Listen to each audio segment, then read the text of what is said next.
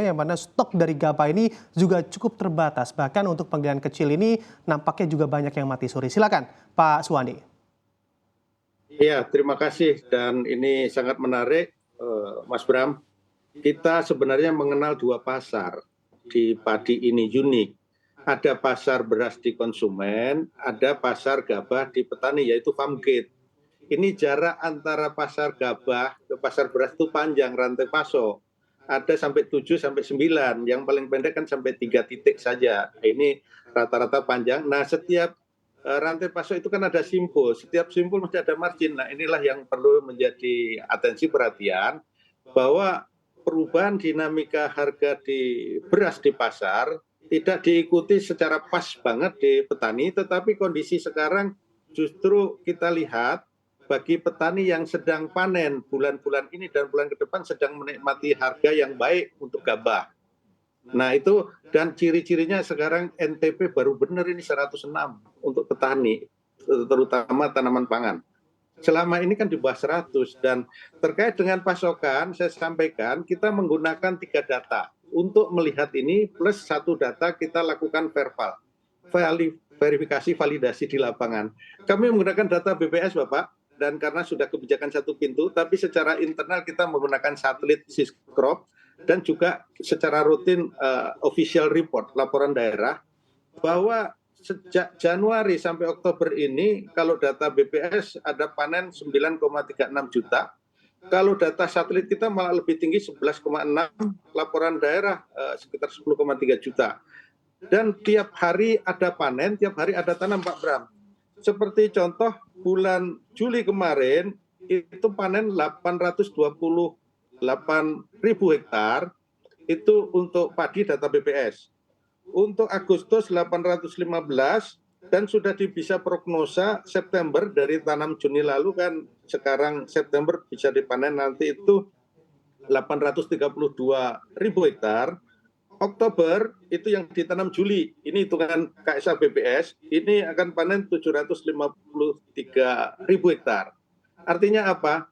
Memang betul kita mengenal 2 musim kan gitu ya, kita kelompokkan panen raya dan saat gadu ini. Tetapi setiap hari, setiap bulan pasti ada tanam, ada panen, karena Indonesia itu luas, Sabang sampai Merauke, kita mengenal daerah-daerah sentra.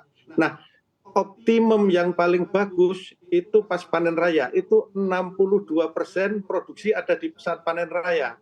Sehingga apa? Proses budidaya petani, sementara industri penggilingan itu kan tiap hari berproduksi karena mesin.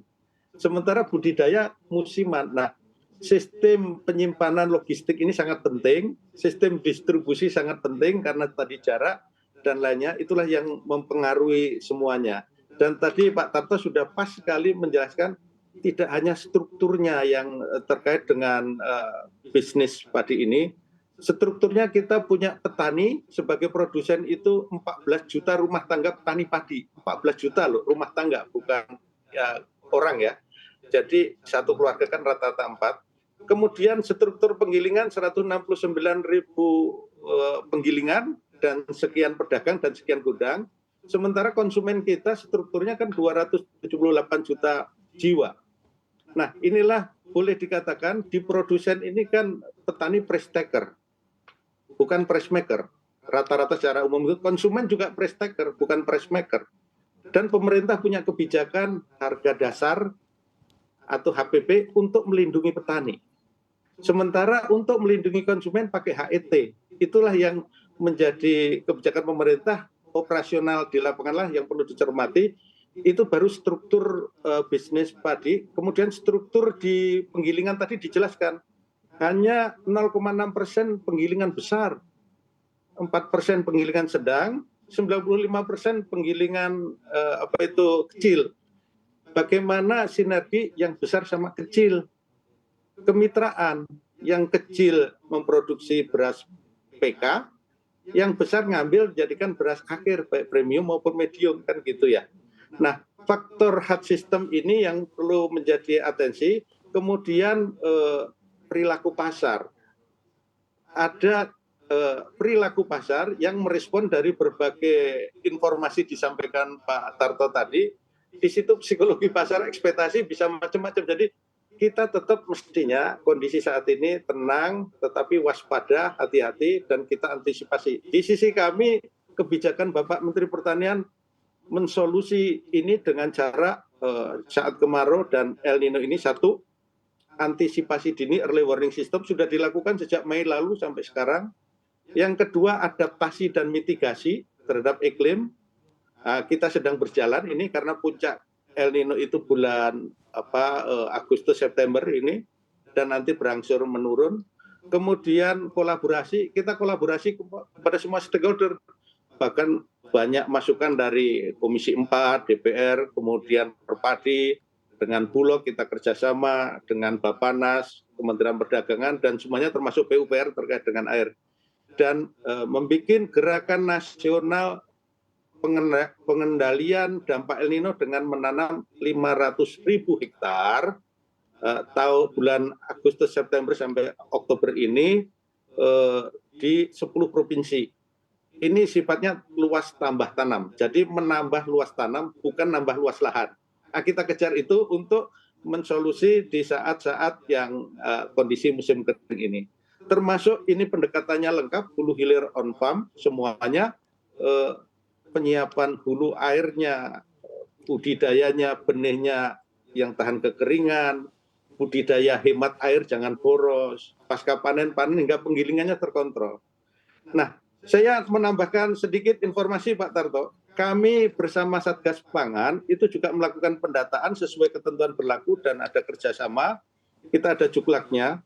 Kami mendata jumlah penggilingan yang terhimpun kemarin ada 224 penggilingan. Itu pun masih ada proses produksi. Jadi nggak benar itu kalau hanya satu titik dicek ini nggak produksi. Di tempat lain kan juga banyak. Penggilingan itu ada banyak. Yang saya himpun aja stok in out, baik berupa gabah itu ada 331.000 ton. Kemudian berasnya ada berapa ratus, sehingga totalnya ini in out 370.000 ton. Beras in out di 224 penggilingan. Ini baru sedikit, belum semua kita data. Nah gitu. Dan memang variasi, ada yang siap dan mampu menyerap karena musiman tadi, tapi kuncinya adalah momentum yang baik untuk menyerap gabah adalah saat panen raya. Untuk disimpan dan digiling prosesnya dari bulan-bulan berikutnya. Tetapi di forum ini saya sampaikan, tiap hari ada tanam, tiap hari ada panen. Indonesia luas, sebelah utara Katulistiwa itu hujan. Kalbar, Aceh bahkan ada yang banjir, sampai Kerom juga hujan. Kemarin di Maluku juga hujan. Baik. Sebelah selatan Katulistiwa kurang hujannya. Gitu.